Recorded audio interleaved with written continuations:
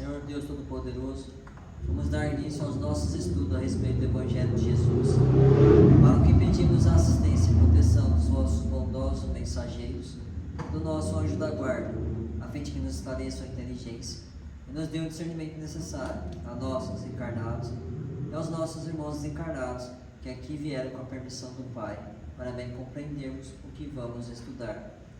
Rogamos a Jesus, o nosso mestre e guia, seja conosco e presida a nossa reunião. Em teu nome, Senhor, do seu bendito Filho Jesus, da nossa Mãe Maria, de Ismael e da irmã veneranda, a protetora desta casa, damos por aberta a reunião de estudos desta noite. Assim seja. Convenções. E disse-lhes: o sábado foi feito por causa do homem, e não o homem por causa do sábado. Marcos capítulo 2, versículo 27. O sábado, nesta passagem evangélica, simboliza as convenções organizadas para o serviço humano. Há criaturas que por elas sacrificam todas as possibilidades de elevação espiritual, quais certos encarregados dos serviços públicos que adiam indefinidamente determinadas providências de interesse coletivo, em virtude da ausência de um selo minúsculo. Pessoas existem que, por bagatelas, abandonam grandes oportunidades de união com a esfera superior. Ninguém ignora o lado útil das convenções. Se fossem totalmente imprestáveis, o Pai não lhes permitiria a existência no jogo das circunstâncias. São tabelas para a classificação dos esforços de cada um, tábuas que designam o tempo adequado a esse ou aquele mister. Todavia, transformá-las em preceito inexpugnável ou em obstáculos intransponível constitui grave dano à tranquilidade comum. A maioria das pessoas atende-as antes da própria obediência a Deus. Entretanto, o Altíssimo dispôs todas as organizações da vida para que ajudem a evolução e o aprimoramento dos filhos. O próprio planeta foi edificado por causa do homem. Se o Criador foi a esse extremo de solicitude em favor das criaturas, por que deixarmos de satisfazer-lhes os divinos desígnios, prendendo-nos às preocupações inferiores da atividade terrestre? As convenções definem, catalogam, especificam e enumeram, mas não devem tiranizar a existência. Lembra-te de que foram dispostas no caminho a fim de te servirem. Respeite-as na afeição justa e construtiva. Contudo, não as convertas em cárcere.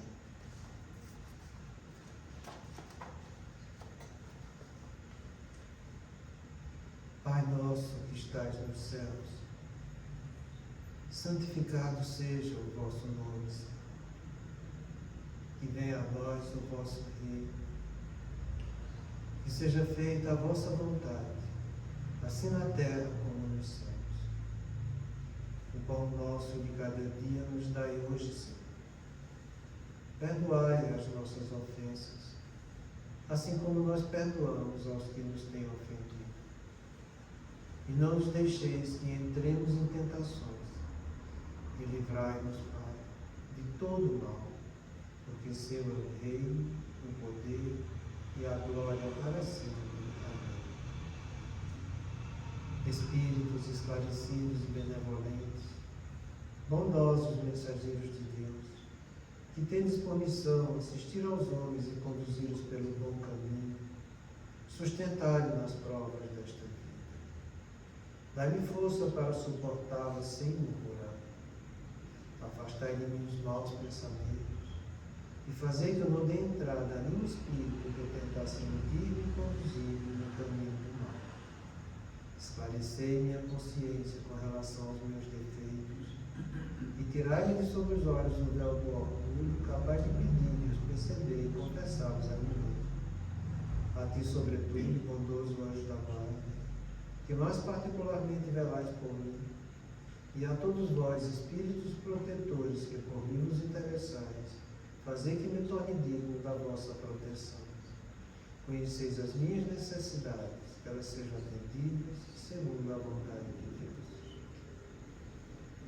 Que a paz que irradia do coração de Jesus e que abrange toda a terra, possa ser assimilada por todos os corações aqui presentes, tanto encarnados quanto os desencarnados, para que Ele possa dessa paz possamos compreender as leis que regem o mundo espiritual e ter a sabedoria de praticá-las em nossa vida diária.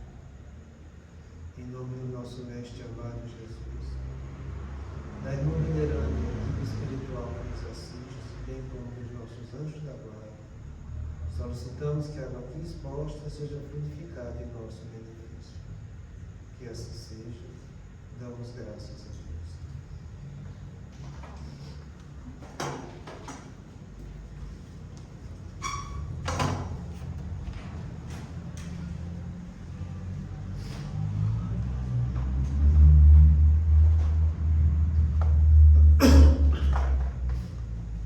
Boa noite. Boa noite. Então, a gente está analisando essa frase que é tão bonita, tão profunda e tão educativa em relação à nossa saúde mental. O ideal, no entanto, é a atitude nobre diante da vida, que funciona como psicoterapia preventiva e que constitui dieta para o otimismo e para a paz. Quem faz isso se livra de qualquer perturbação espiritual e está trabalhando diante do seu equilíbrio mental. A gente viu a semana passada que essa palavra nobreza diz respeito à elevação do caráter. E a gente aproveitou a oportunidade para tornar essa palavra caráter mais sentida no coração de vocês. Porque essa palavra caráter, ela faz parte daquilo que é moldável na minha personalidade. E vai ser através dela que eu vou estar melhorando o meu temperamento, que é a parte fixa da minha personalidade. Todos nós temos essa parte fixa que diz respeito à nossa individualidade como espírito imortal. Que do ponto de vista médico, a gente diz que esse temperamento ele é genético, que a gente já traz de berço, mas do ponto de vista espiritual a gente já sabe que faz parte da nossa individualidade. Então, quanto mais elevação de caráter você tiver, mais você vai estar educando o seu temperamento, mais você vai estar aprendendo e acrescentando coisas boas ao seu patrimônio intelectual. Então, quando ele fala que a atitude nobre de caráter é para você ter essa visão de elevação de caráter, de superioridade moral. É aqui que a gente precisa focar diante da vida, diante de tudo aquilo que a vida te oferece, tanto de bom quanto de ruim. Então, a vida da gente é cheia de provações, de expiações e de missões. Diante de cada uma das três, eu tenho que ir atrás de qualidades morais e superioridade de caráter, para poder ter a atitude correta nas provações, provas e expiações.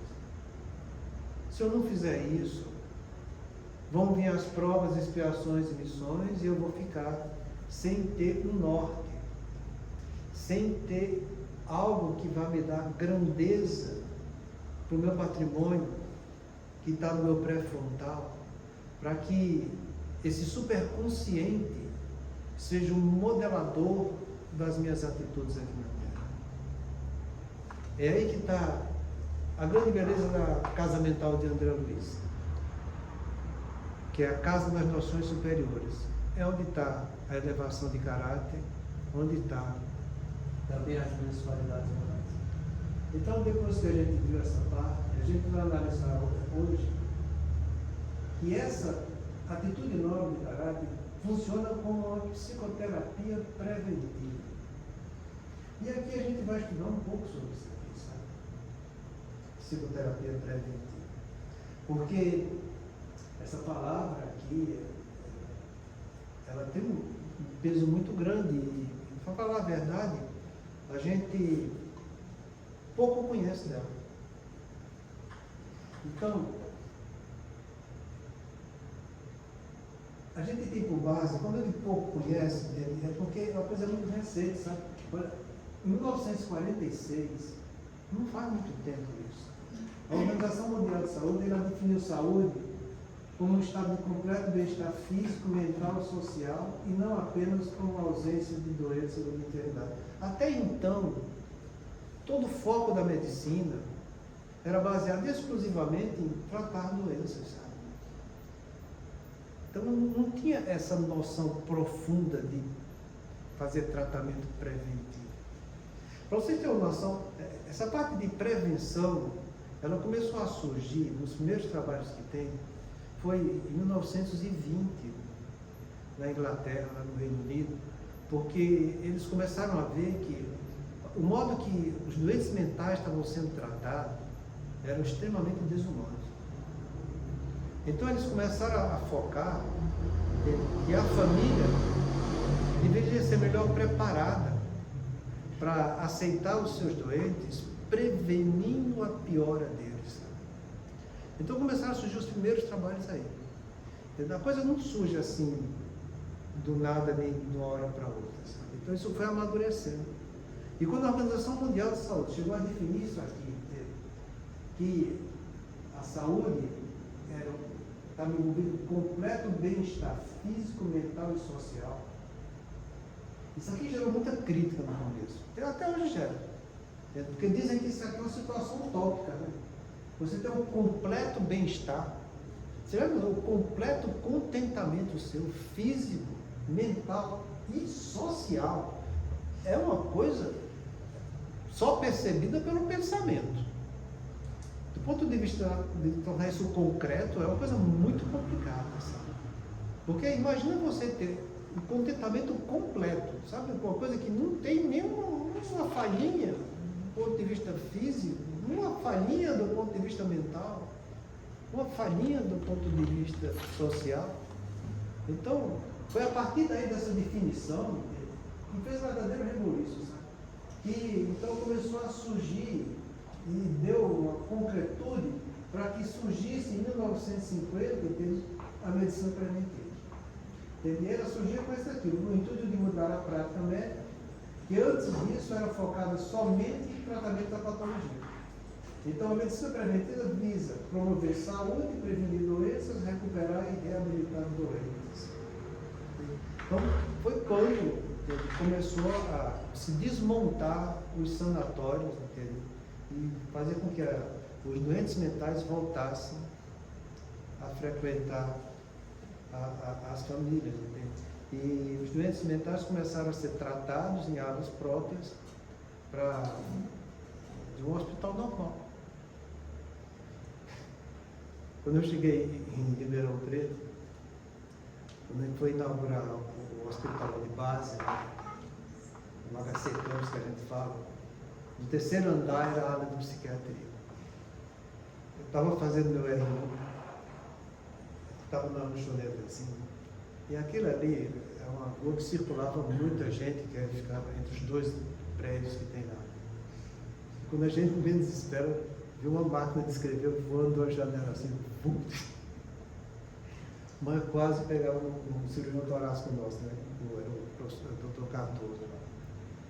Não foi nada menos do que o horário psiquiátrico que jogava uma máquina de autografar pela janela. A partir de então, estava tudo que é grade lá, sabe?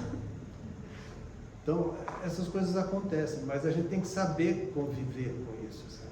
Então, esses trabalhos surgiram para isso, entendeu? Para que o doente psiquiátrico fosse tratado no hospital como toda pessoa normal, entende? E assim é. Lá nas faculdades, de uma maneira geral, já funciona assim. Entendeu? A gente tem que primar por isso. Quando tiver que internar, ter uma internação no canto local, digno, entende? Que a pessoa vai ser tratada com civilização, coisa que não acontecia antes, sabe? Eu, quando era criança, né, fui morar em frente ao hospital psiquiátrico. Eu tinha meus 11, 12 anos. E era interessante aquilo, sabe? Porque tinha um hospital, em frente era a casa, não tinha vizinho nenhum, do outro lado assim era a igreja, sabe? Então, os doidinhos fugiam e iam lá para casa, porque não tinha outro canto para ir. E quando passava lá de casa, eu ia parar na igreja. Então, eu convivi muito com o doente mental, sabe? sinceridade, entendeu? Eu falo isso com toda honestidade. Nunca nenhum chegou lá na nossa casa para fazer alguma agressão. Nunca. Entendeu? Eles saíam, entendeu? A gente via, eles eram completamente, somos esquizofrênicos mesmo, entendeu? E saía, conversava, ia lá para casa, entendeu? Sentava, tomava água, entendeu? Depois o pessoal vinha, recolhia ele, entendeu? Então, dá para se conviver muito bem, sabe? São poucos os que têm um caráter tão agressivo, entende? Que é de difícil convivência, sabe? Às vezes acontece, mas são exceção. Então, foi a partir desse estudante psiquiátrico que começou a se trabalhar, entende? Para fazer essa medicina preventiva. E, na verdade, a gente depois começou a definir, né? A medicina preventiva ela poderia ser de ação primária e de ação secundária. Né? A de ação primária visava evitar o surgimento de uma doença ou de um problema. E secundária visava detectar e tratar procedimento precocemente as doenças e os problemas. E isso aqui é importante, sabe? Porque a primária visava isso, promover saúde. A primária visava isso, o bem-estar físico, mental e social. Então, você tem que trabalhar aqui para poder prevenir as coisas. Sabe? Então, isso é muito importante na vida da gente. E a medicina, para falar a verdade, que por critério, se você for levar ao pé da letra, a medicina prevenção primária, mas primária mesmo, entende? Se encaixava aqui, ó. E o que ele fala de psicoterapia preventiva. Entende? Imagina você ter atitudes nobres, entende? Para que o bem-estar seu físico, mental e social, principalmente aqui, no caso, o mental, estaria equilibrado para você superar as outras dificuldades da vida. Então, o que mais se faz hoje em dia, na verdade, é essa prevenção secundária.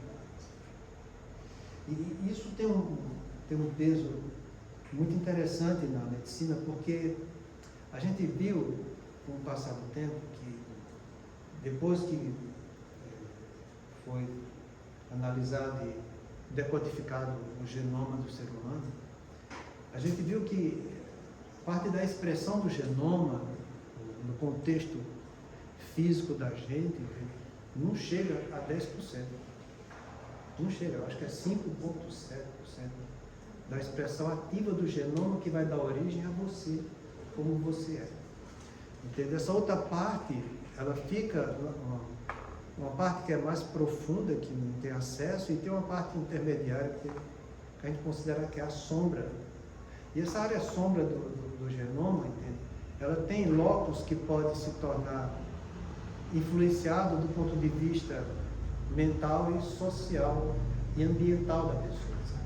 De acordo com o que aquela pessoa vive, de acordo com como ela se comporta no meio ambiente, esse genoma vai fazer com que partes dessa cadeia genética ela se torne mais ativa e menos ativa. E esse negócio começou a dar origem a um negócio que a gente chama de epigenética. Entende? E isso está sendo trabalhado, entende, cada vez mais. Sabe? A pessoa, ao mesmo tempo passa, a gente começa a compreender melhor como funciona essa epigenética. Porque não existe determinismo genético na gente. Não existe isso. Sabe? Existe uma série de possibilidades em que você pode amenizar e também pode agravar suas doenças. Depende do contexto como você vive, se você está indo atrás desse completo bem-estar físico, mental e social. Quanto mais você trabalhar essa psicoterapia preventiva para ter saúde mental, o resto vem em consequências. Então, é muito importante a gente saber disso. Porque, mesmo diante das doenças, quando você já tem, consegue-se fazer mudanças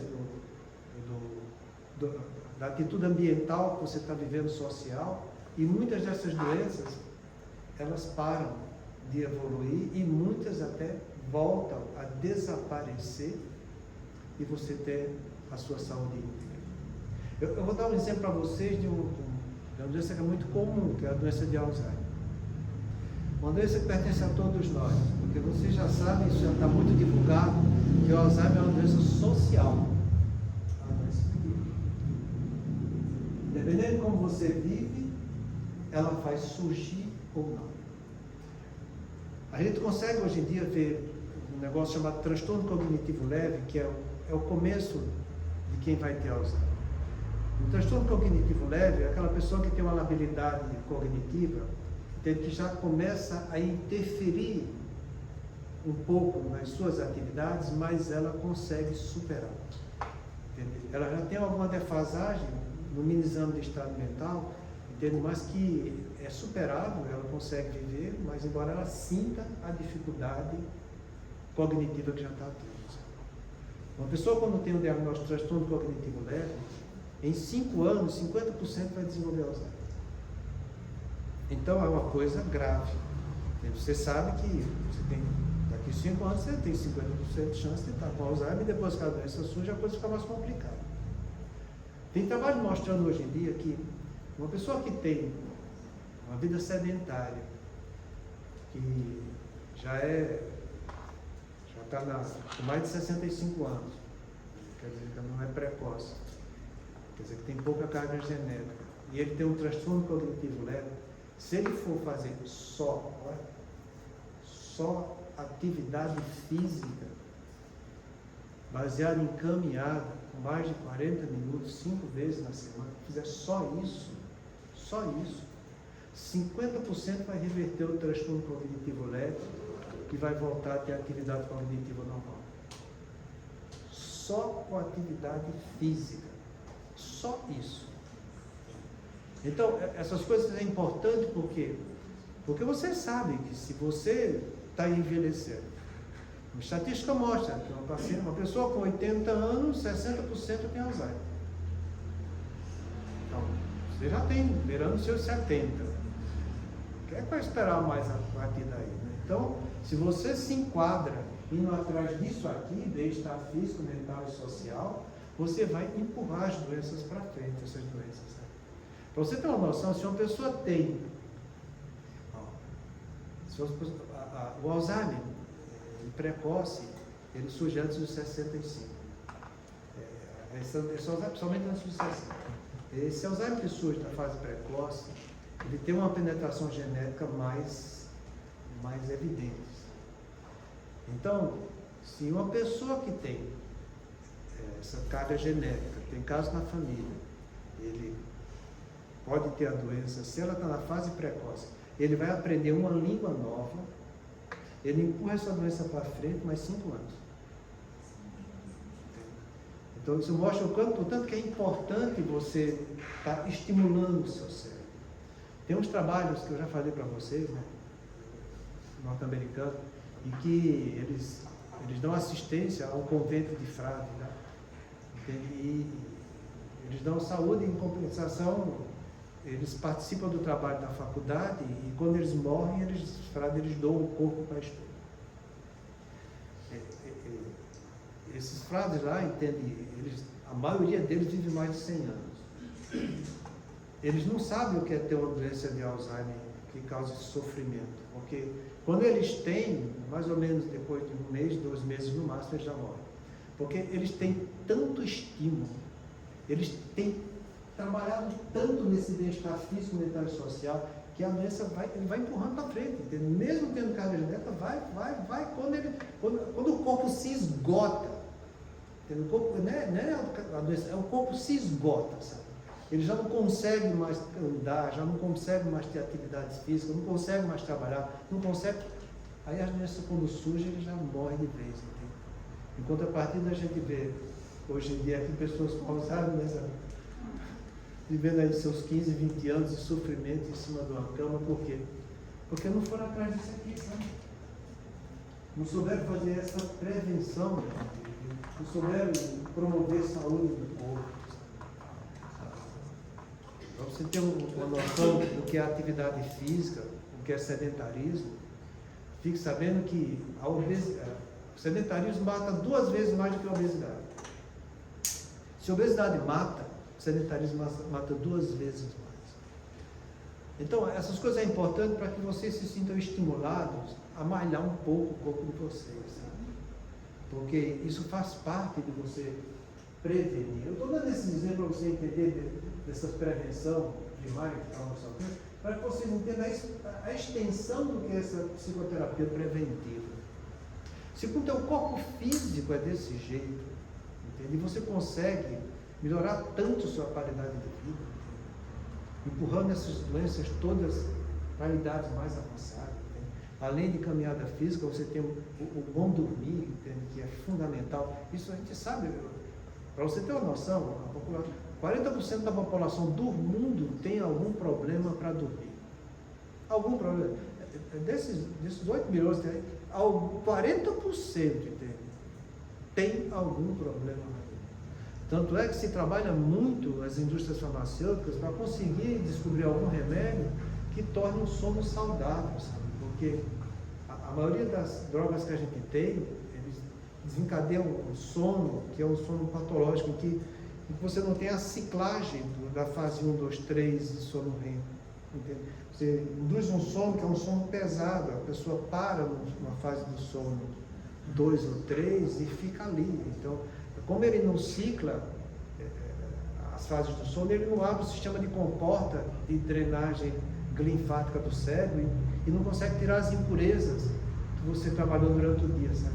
As pessoas dizem, por exemplo, já falaram que o Rivotril causa Alzheimer. Não é o Rivotril que causa Alzheimer, é o sono com problema que está causando Alzheimer.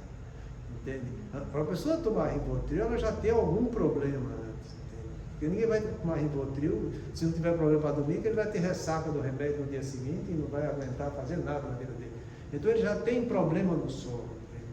E ele troca um problema no sono, que ele poderia estar trabalhando isso aqui, esse bem-estar mental no seu sono, e não está fazendo isso, sabe? É mais cômodo para ele ficar induzindo um sono pesado do que ele ir atrás de ver o que é que ele precisa trabalhar para que tenha um sono melhor. Entende? Porque as pessoas não sabem dormir. Entende? A gente sabe, por exemplo, o café que a pessoa toma, se você tomar café até 8 horas antes de você dormir, o café vai atrapalhar essa ciclagem do sono.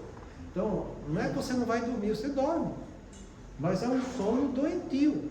Entende? Às vezes a gente fala, puxa, eu não tomo café, toma no máximo até meio-dia. Não, mas eu durmo bem. Não dorme bem. Entende? Não está ciclando normal o teu sono. Você não está reparando as impurezas que tem aí dentro. Entende? O café atrapalha isso. Mas as pessoas não caem em si. E o pior é que fica mais doentio ainda, sabe? Porque agora tem a cafeína concentrada, né? Os negros tomam aqueles negocinhos, vai ficar ligadão, coisa e tal. Aí é que não dorme mesmo, sabe? E isso aí está causando muito transtorno. Aí tem um colega nosso aqui, médica, que fez um ataque supra, foi difícil reverter por causa dessas bebidazinhas com cafeína. Entende? São essas coisas que atrapalham muito a qualidade do sono. Tem chamate, Coca-Cola, essas coisas que tem muita cafeína, isso não deve ser tomado. Quanto mais você toma, você pode estar dormindo, mas você não está limpando, porque não está ciclando normal o teu sono. Do mesmo jeito é a alimentação. Entende? Todo mundo sabe que a melhor dieta que tem é a dieta do Mediterrâneo. Mas são muito poucas pessoas que fazem isso. Entendeu? Aqui no Brasil é tão ignorante, entende, que ganhou a política vendendo gordura de picanha para os outros, né, e tomando cerveja. Então, para você ver a qualidade de pessoas que a gente lida aqui no Brasil. Então, são essas, entende? Todo mundo sabe que o álcool é um dos fatores predisponentes da doença de Alzheimer. Agora, você vê a campanha dizendo aí para as pessoas não beber? Então, são essas coisas que a gente vê, sabe que está ao nosso alcance trabalhar esse bem-estar bem perto da nossa vida do dia a dia, entende? E que a gente despreza. Entendeu? Não está aí, entende? A gente sabe que o estresse é uma das coisas também que desencadeia muito a doença de Alzheimer. E o estresse patológico, né? Esse estresse em que o meu problema está aqui, eu estou aqui embaixo, entende? E eu quero resolver isso aqui, que muitas vezes não faz parte de mim, mas faz parte do outro, mas eu quero resolver, eu não consigo. Então, esse estresse e doença, e diga-se de passagem, a causa mais comum do estresse e doença é a parte da interferência social que existe nas pessoas, é elas querer mandar na vida dos outros. Entende? Como se ele fosse dono da vida dos outros. Não é, a vida do outro é a vida do outro, cada um faz o que quer com a sua vida, entende? Cuida do que está no teu controle, deixa o outro viver a vida dele, entende? Mas a gente não sabe isso ainda, porque a gente é tão orgulhoso, prepotente, que a gente quer tomar conta da vida do outro, a gente quer ser um obsessor do outro. Toda vez que você quer tomar conta da vida dos outros, você está sendo um obsessor dele, entende? E isso não vai dar certo. Então, essas coisas que tocam tão perto da gente, que eu estou falando para vocês, e que a gente não dá valor, e que a gente não traz para o nosso contexto pessoal, e que a gente despreza. Então, se a gente despreza isso, com coisas que tocam tão próximo da gente, o que você acha que vai acontecer com essa psicoterapia preventiva?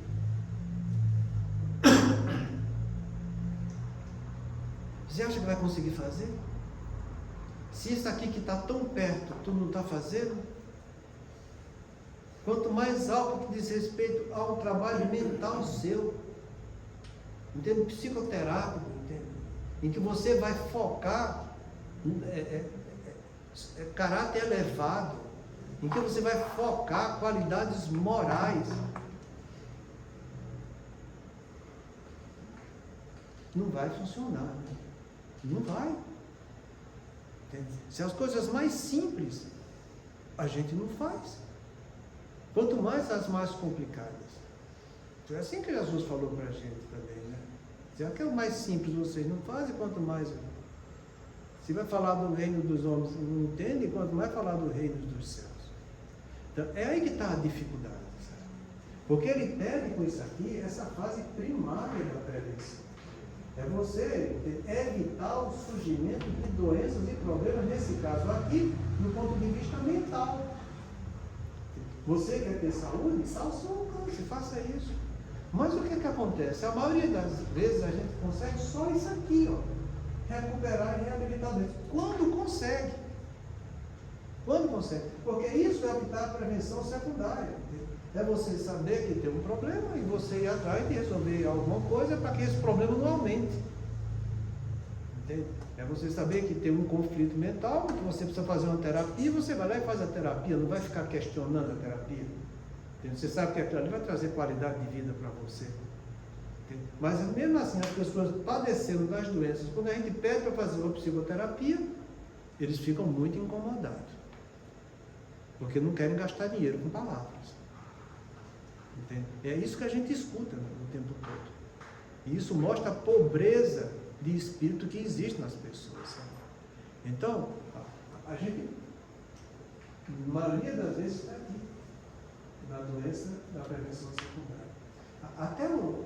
Até os próprios psicólogos em si, entende? Eles sabendo que tem os problemas deles, e é obrigatório isso, né? Eles fazem uma psicoterapia preventiva para que os seus problemas pessoais não vão interferir na psicoterapia que ele está fazendo com os outros. Então, até os psicólogos, eles fazem também do ponto de vista secundário. Se você for analisar com bastante critério essa prevenção primária, são pouquíssimas coisas que a gente pode fazer, mas pouquíssimas mesmo, sabe? Então eu vejo, às vezes, as pessoas frequentando a casa espírita, entendeu? Eu vejo ela vindo, a maioria esmagadora vem por doenças. Eles não chegam na casa espírita dizendo, olha, eu vim aqui porque eu quero aprender a doutrina espírita para me prevenir dos problemas da minha vida. Nunca aconteceu isso, sabe? Eu segui a doutrina espírita por quê? Porque eu tive uma frustração imensa quando eu fui fazer catecismo, né? A catequese, aquilo. Gente, aquilo ali me incomodou um tanto que eu comecei a perder sono dentro de casa, eu fiquei meio ruim nas ideias, sabe? E eu falava para minha mãe, eu não vou fazer isso mais não, não faz, né? Você vai fazer, depois você faz outra coisa, sabe? Aquilo me perturbou muito, e foi em busca dessa perturbação em que eu fui atrás de alguma coisa que respondesse algo para a minha vida, entende? Algo que não estava nesse mundo, porque eu sempre tive um atrativo muito grande para o lado espiritual. Então eu fui ver algumas religiões, algumas coisas, até que eu encontrei a doutrina espírita que já fazia parte da minha família, mas eu fui atrás, sabe? Então é difícil, entende? Você ver uma pessoa, principalmente jovem, fazer isso, entende? Não é o normal, isso é exceção, entende? E a gente vê muitas vezes, graças a Deus, entende? As famílias espíritas fazendo isso com seus filhos, e eu acho que isso deve ser focado, entende? Se você faz evangelho no lar, é isso aqui, psicoterapia preventiva. É você pedir para Jesus entrar no teu lar. É você explicar para os seus familiares, entende? Seu esposo, esposa, filho, ter um diálogo construtivo, entende? A base de algo elevado do ponto de vista espiritual que vai trazer saúde mental para todos daquela família, sabe? Então, é nesse sentido que eu vejo a grandeza que tem essa psicoterapia preventiva e que está ao alcance de todos nós, entende? Mas que é muito difícil de ser feito. Porque se para vir para uma reunião na casa espírita já é difícil, entende? Imagina você fazer evangelho lá de uma maneira mais consistente, fazer mais de uma vez na semana. E o ideal seria fazer, entende? Porque a gente tem que tratar o nosso lado espiritual pelo menos todo dia. Ou vai ter algum dia que eu vou ter que desprezar o meu lado espiritual? Quando a gente vê o irmão X, né, trazendo e dizendo para a gente que o trabalhador espírita, ele tem no mínimo 8 horas semanais reservadas para a dedicação dessa doutrina, entenda que você é um trabalhador espírita, porque você trabalha dentro da sua casa com a doutrina espírita no Evangelho no Lar. Então você tem o seu plano existencial pelo menos 1 hora por dia, estou falando 1 hora por dia, gente, para se dedicar a isso. Entende? Às vezes o Evangelho no Lar, se você quiser fazer, com 20 minutos você já faz. Entende? É lógico, tem pessoas que conseguem levar a coisa mais adiante, entende? Mas 15, 20 minutos já dá para você fazer muito bem, entende? E trazer muita explicação para os seus filhos de uma maneira geral. Então, é nisso que eu acho que a gente tem que entender.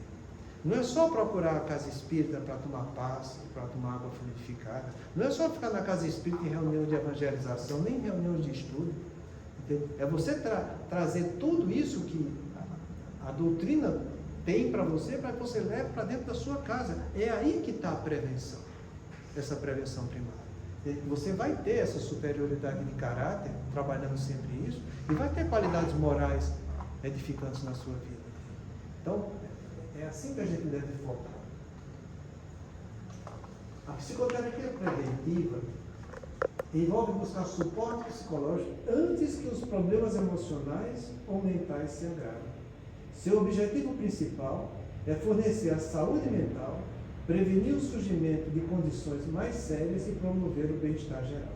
Então, é aqui que está o X da questão que a gente tem que fazer, de psicoterapia preventiva. Evitar os problemas emocionais. Tudo isso que a gente estudou até agora, né, nessa influência sutil, tudo começa e gera as doenças disso aqui, transtornos emocionais. Eu já falei para você, neuroses são isso. É você ter problemas emocionais e que você se sente com dificuldade de superar, mas a sua razão e a sua consciência está íntegra, está poupada. Então, quando você vê que a gente estuda como se desenvolver uma obsessão sutil, entende? Que vem com uma ideia que é projetada, que você percebe, que você assimila, que você fixa essa ideia, que faz um intercâmbio mental, começa a sofrer a interferência dessas ideias, começa a absorver fluidos negativos, que vão alterar o teu temperamento, porque esse temperamento vai ser muito bem trabalhado com essas ideias através dos vícios que a gente tem do passado, que é a parte fixa da nossa personalidade. E com isso vai gerar os transtornos neuróticos, que são justamente os problemas emocionais. É nesse sentido que a gente está falando. Você pode fazer uma psicoterapia preventiva, do jeito que ele está falando aqui, para evitar problemas emocionais e que os problemas mentais se agravem. Entende? E é como a gente sempre falou aqui, que o Divaldo sempre assume isso, né? Que não conhece uma pessoa adulta que não tenha passado por uma obsessão simples. Entende? Eu acho que a adulta até muito, entende? Eu acho que o adolescente na fase final já passou por isso, entende? Eu acho que é difícil ter um adolescente que não passe por uma obsessão simples, entende? Porque ele é muito vulnerável na adolescência, porque junto com os caracteres sexuais secundários, essa força da sexualidade vai trazer toda a carga instintiva das vidas passadas. Para você ter uma noção do que é o peso que tem a sexualidade no ser humano, na área preceptal, que é onde está o núcleo do prazer externo, 90% das células desse núcleo do prazer tem referência com a sexualidade. 10% vai estar envolvido com o prazer pela visão, pela audição, pelo paladar, tato, essas coisas assim. 10%. 90% é da sexualidade. Isso é por isso que o Freud ele conseguiu enxergar, entende, que tudo era sexo dos problemas mentais que existiam. Entende? Depois que o Jung foi falar, entende? Não é só sexo, existe uns 10% aqui, entende? Que diz respeito a outras formas de prazer que a gente tem. Então, em mim é desse jeito. Então, o peso da sexualidade em cada um de nós é uma coisa estrondosa. E quando você vê que a espiritualidade inferior montou aquelas 4 pseudotopas verdades, em que a primeira de todas elas é o sexo, que é uma área onde todos nós temos comprometimento em nosso temperamento, que diz respeito à individualidade que eu sou. Então, os irmãos espirituais, eles sabem disso muito bem. Então, eles conseguem trabalhar isso na nossa cabeça. E as pessoas, em sua puerilidade, achando que tudo para ele é normal, porque ele se baseia no universo que ele conhece, ele não consegue enxergar outra coisa que não faça parte dele, entende? Ele é tão egocentrado que só vê isso, então ele acha que é tudo normal daquele jeito. Então, quando você está na adolescência, que vem essa carga da afetividade com os caracteres sexuais, entende? Desenvolvendo os prazeres, entende? Que diz respeito às tendências e os temperamentos que eu tenho do passado, isso faz com que eu abra uma janela imensa para receber influência. É por isso que o adolescente ele é tão rebelde, porque ele tem tanta ideia fixa e cristalizada, entende? Naquilo que diz respeito às sensações dele. Tá? Então a gente já passou por isso, entende? E a gente ainda vai passar por isso, porque nas próximas encarnações nossas vão ser mais ou menos do mesmo jeito, sabe? Porque se você parar para ver o que é que eu estou edificando no meu temperamento, não vai ser muita coisa. Não vai ser. Porque você está trabalhando nobreza com essa qualidade de caráter superior, você está trabalhando essa nobreza, aprimorando qualidades morais suas, porque se você não tiver, entende? E eu te digo, você está trabalhando isso para você educar seu temperamento, é a tua parte fixa da tua personalidade. Você só vai identificar seu temperamento, entende? Quando você pratica o autoconhecimento com critério. Eu falo com critério porque existe critério para você praticar o autoconhecimento, como o próprio Santo Agostinho falou na questão 919. Entendeu? É ali que a gente deve trabalhar isso. E eu acho difícil as pessoas praticarem o autoconhecimento todo dia como deveria praticar. Eu acho difícil as pessoas se dedicarem pelo menos 1 hora para atividades espirituais na sua vida, como está no seu plano existencial. Entendeu? Eu acho difícil. Porque eu também sinto dificuldade para isso. Entende? Então, é essa psicoterapia que fala aqui preventiva, sabe? É buscar suporte psicológico nosso, para que resolva nossos problemas emocionais e mentais, senão a coisa vai se agravar. Entende? E aí a coisa fica mais complicada para a vida da gente. A gente tem que ter essa visão.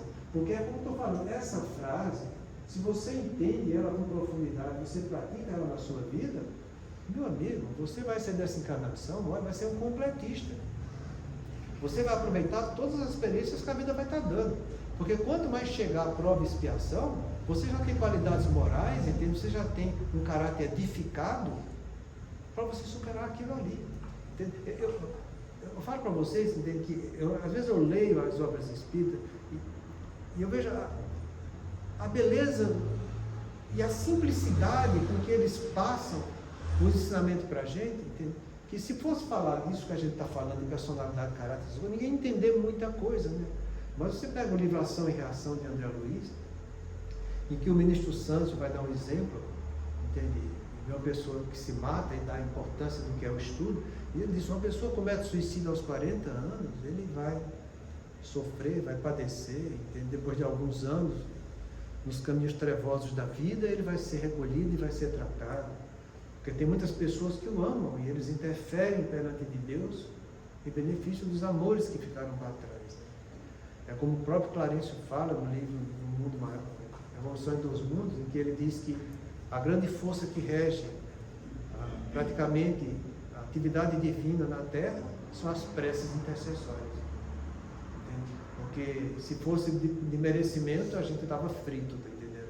Então essas preces intercessórias é que fazem com que esses irmãos que se mataram sejam recolhidos, tratados, instruídos, edificados, entende? Se comportem bem, se preparem, monte um novo propósito existencial, entende? Ele vai depois ter um programa, entende? Que ele vai mergulhar aqui na carne, para que aos 40 anos ele passe pelaquela mesma experiência traumatizante do ponto de vista emocional.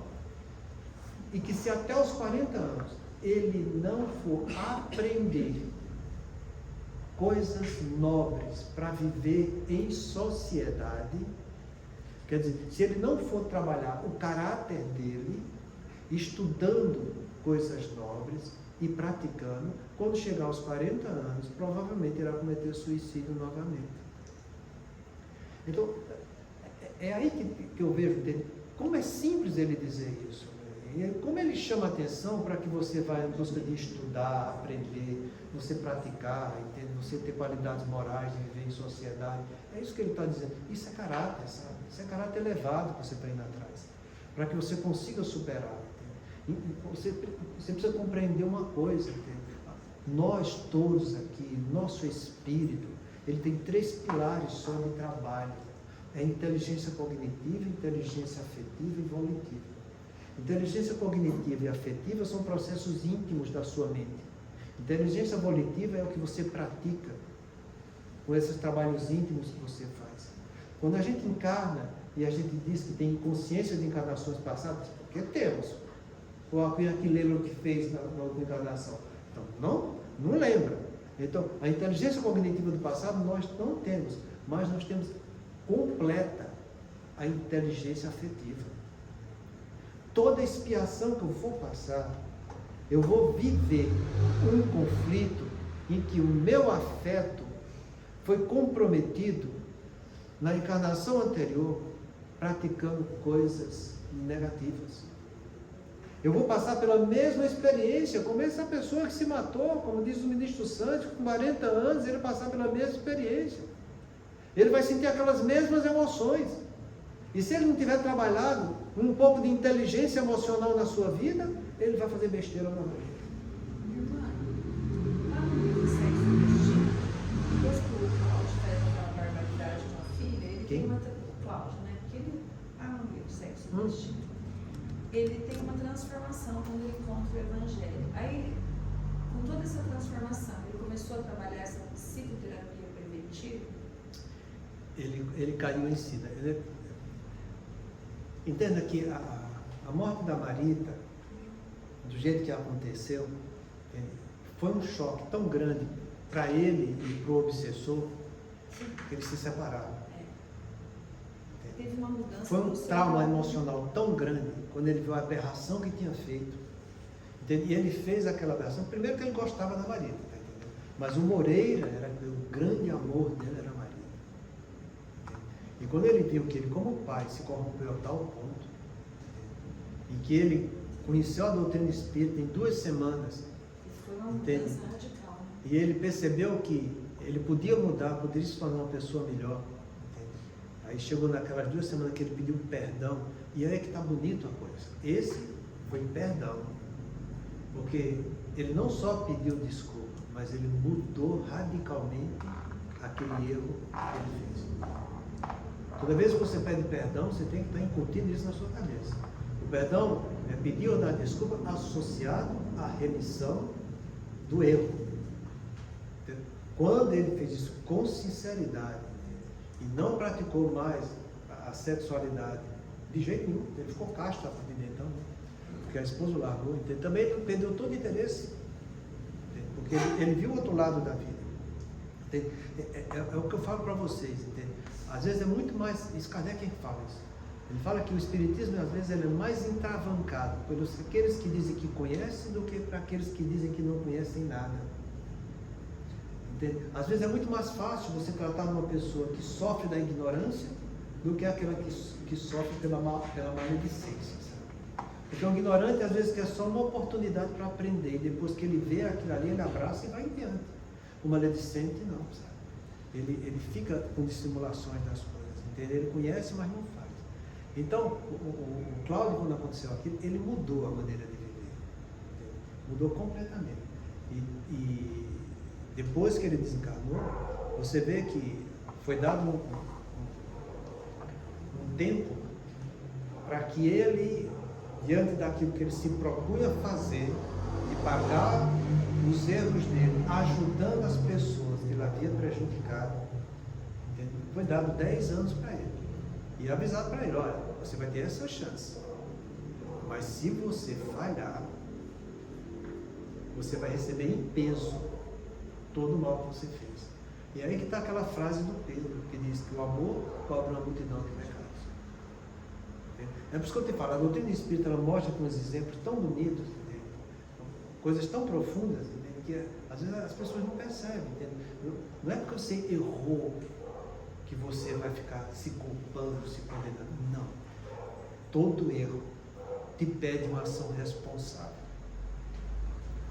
E você saber que, do mesmo modo que você errou, você pode fazer certo.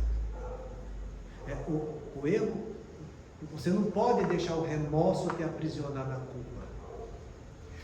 O remorso é natural, é a autocensura diante do arrependimento, para que você seja responsável, vá lá e comece a fazer diferente. Foi o que o Cláudio fez. Ele se tornou uma pessoa responsável. Trabalhou o auto-perdão com ele, trabalhou o auto-perdão com o obsessor, com todo mundo, perdoou todo mundo, reconheceu seus erros e pediu uma chance para trabalhar, para fazer certo. E não foi negado. Então você que erra aqui agora, entenda que aqui agora você já pode ser responsável por isso e começar a fazer diferente. Entende? Isso é uma psicoterapia que você vai estar fazendo do ponto de vista espiritual. Está lá no livro dos Espíritos a respeito do arrependimento. Pode a pessoa encarnada já se arrepender? Pode. Toda vez que tua consciência te exprova de alguma coisa, você pode se tornar uma pessoa melhor. Então, do mesmo modo que aqui a psicoterapia secundária é o detectar precocemente doenças e problemas para evitar o seu agravamento e melhorar esses problemas, foi o que Cláudio fez. Ele detectou o problema, entende? Foi responsável por ele, evitou o aprofundamento do problema e pediu a Deus uma oportunidade para reverter esse problema. O ideal para ele seria o quê? Ele ter feito a psicoterapia primária, a intervenção preventiva, mas ele não fez. É aí que está o problema. Nós poderíamos sempre fazer isso. Isso está, entenda, nenhum filho de Deus vai passar por uma experiência traumatizante que não tenha ao lado dele a solução para ajudá-lo na sua edificação. Não tem.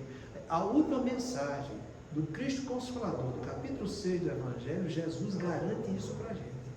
Ao lado de cada lágrima tem uma solução para os seus dramas. E tem mais, ele fala que é nessa mensagem que ele diz que o devotamento e a abnegação são as duas palavras que vai fazer você vencer qualquer dificuldade na sua vida. Devotamento e abnegação é eu esquecer do meu egoísmo, eu me dedicar ao próximo, ao ponto de chegar à abnegação em que eu possa até doar a minha vida por ele, que foi o que Jesus fez por nós.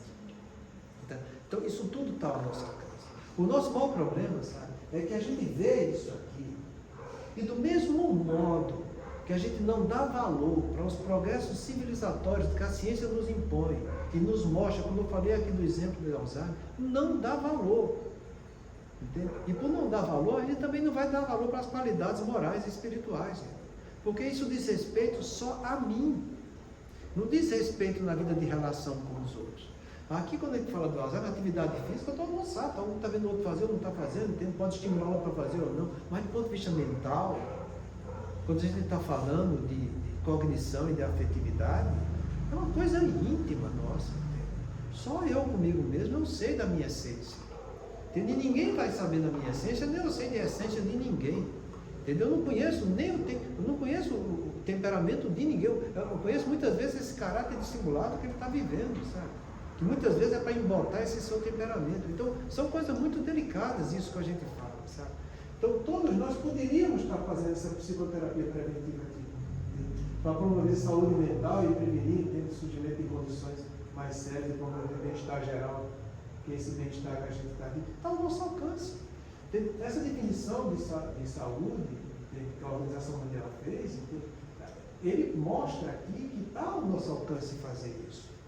Se antes as pessoas acham que é uma utopia esse bem-estar todo, físico, mental e social, ele está dizendo aqui que é uma coisa concreta. Você não faz porque você não quer. Entende? E a gente não quer por quê? Porque a gente está muito satisfeito com o gosto e o prazer que o corpo nos dá.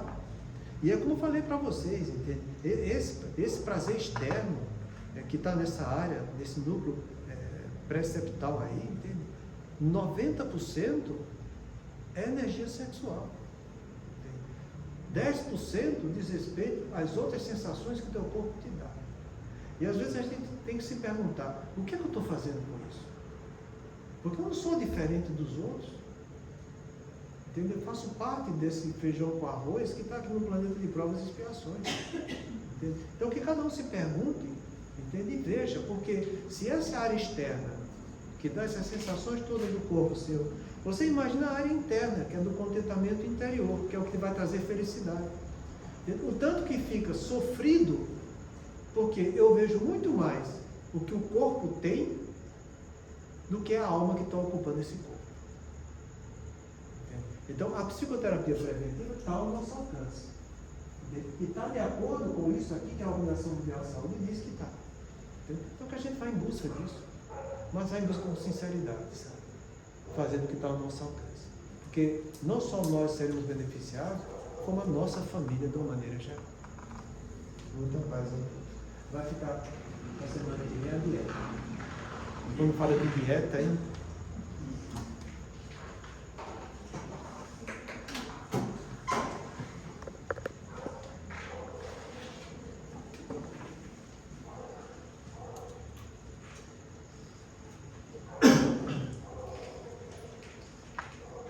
Façamos nossa prece.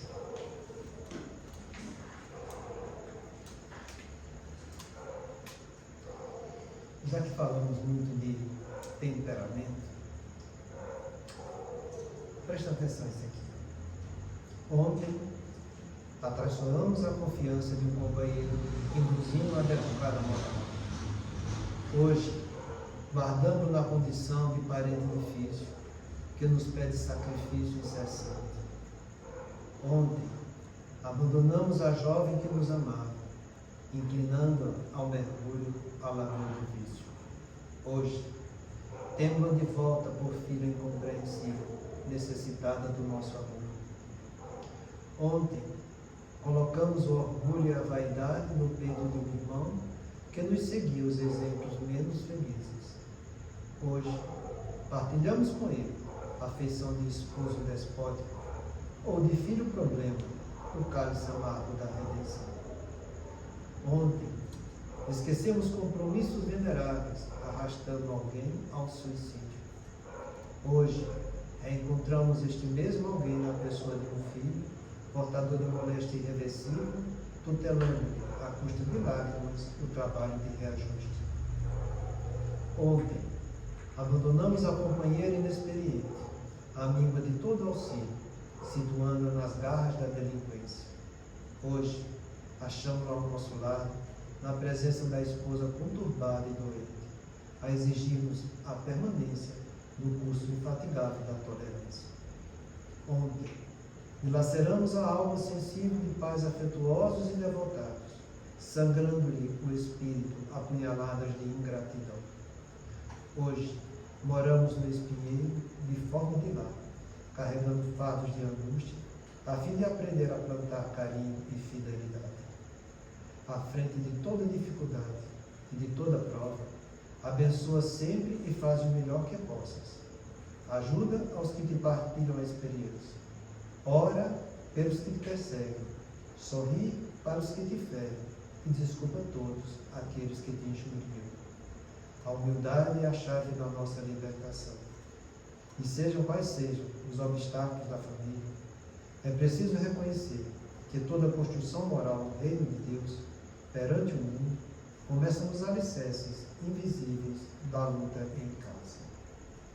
Pai de amor e bondade, Mestre Jesus, amigos espirituais, mais uma vez nós queremos agradecer por mais essa noite de estudos. Nós possamos buscar, através desse autoconhecimento, o desenvolvimento dessas habilidades morais, desses valores morais que o Mestre Jesus nos ensinou. Que nós possamos também, Senhor, rever as nossas condições nessa prática dessa psicoterapia preventiva, nos enxergando como somos, mas sabendo que nós podemos nos melhorar enquanto seres espirituais que somos. Pai nosso que estás nos céus, santificado seja o vosso nome, venha a nós o vosso reino, seja feita a vossa vontade, assim na terra como no céu. O pão nosso de cada dia nos dai hoje, Senhor. Perdoa, Pai, as nossas ofensas, à medida que perdoarmos verdadeiramente aqueles que nos têm ofendido. E não nos deixeis que nos entregues às tentações, mas livra-nos de todo o mal.